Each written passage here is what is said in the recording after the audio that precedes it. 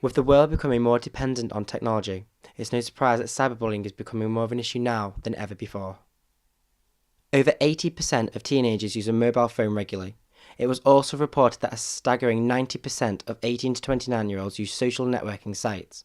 Cyberbullies are becoming more of a problem due to the increase in people who are relying on mobile phones and the internet as a way of communicating. So can we really stop cyberbullying from happening once and for all? Like many young people, Ashley Ken was a victim of cyberbullying. Ashley, who is currently studying law at Oxford University, knows firsthand just how extreme some cases can become. The bullying started at school and eventually it ended up on Facebook, where people would send messages to me or would say horrible things and post on my wall, and it eventually became more of a problem when a Facebook page was created about me where people I knew would post photos and talk about me. And it was horrible because some of them were people who I thought were my friends, but I don't see them as my friends now. 70% of students report seeing frequent bullying online. Websites such as Facebook and Twitter make it easy for cyberbullies to target young people. Cyberbullies mainly attack their victims by tormenting, threatening, harassing or embarrassing them over the internet or through the use of mobile phones. But why exactly do they do it? Julie Southern has worked at the University of Salford for over 30 years and has been volunteering as a bullying and harassment advisor for the past 9 years. She deals with many incidents of cyberbullying on a daily basis. In my world, I think bullies are the worst kind of people. I think we have to look not at the bully but at the victim, and it's the fallout that can affect the victim in many, many ways. It can leave a lasting impression for a lifetime. 19-year-old Amy Keaveney from Manchester knows all too well about the lasting effects cyberbullying can have on those who are affected. I first started getting bullied when I was in my younger years of primary school, and it carried on all the way through up until high school, and then it turned online into cyberbullying.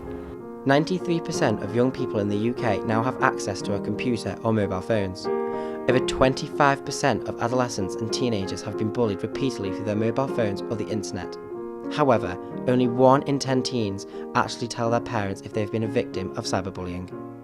I didn't speak to anyone at first about the cyberbullying because I was embarrassed, and I didn't really want to speak to my parents either because they didn't really understand it, because it was all to do with being online and Facebook and things like that. Eventually I looked online and saw forums or people giving advice, and that's when I saw someone mention this line called Papyrus. Papyrus was founded in 1997 by Jean Kerr to help promote awareness and prevent suicide in young people.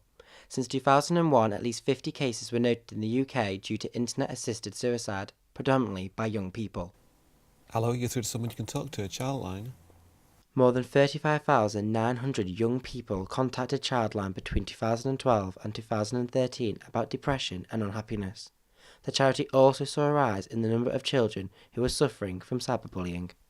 Kemi Lubadan has been the service manager for the Manchester-based Childline for 4 years.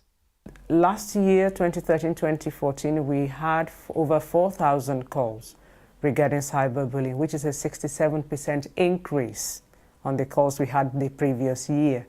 So we are beginning to realize that there are many, many calls now on cyberbullying, not just the general bullying anymore. It was really quite bad.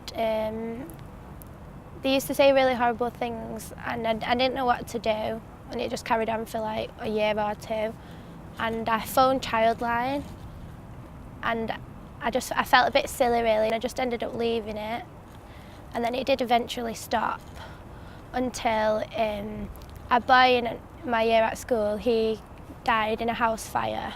And so his family set up a memorial page for him, and these online trolls found it, and they started posting like really horrible photos on it of like people on fire and stuff like that, posting awful messages about burning and things like that. So I inboxed one of these like trolls who did it, and he started saying awful stuff to me as well. Anti-Bullying Week, which happened in November, showed positive changes for cyberbullying by reaching out to victims who are suffering in silence. The help of charities to create awareness of the physical and mental damages that are caused through cyberbullying will hopefully begin to make a change for those who are affected. If I was to give any advice to people who are being cyberbullied, was just to tell someone before it can get any worse. I would advise them to try to be as strong as possible, and it is an issue that can be dealt with and is taken very seriously. So to seek all the help, support and comfort that is available to them, to really not suffer in silence. Do not keep quiet. Speak to somebody. In the first instance, I would always recommend Childline. Ring Childline. It's 0800 1111, and you can go on the website, which is childline.org.uk. Together, we can beat cyberbullying.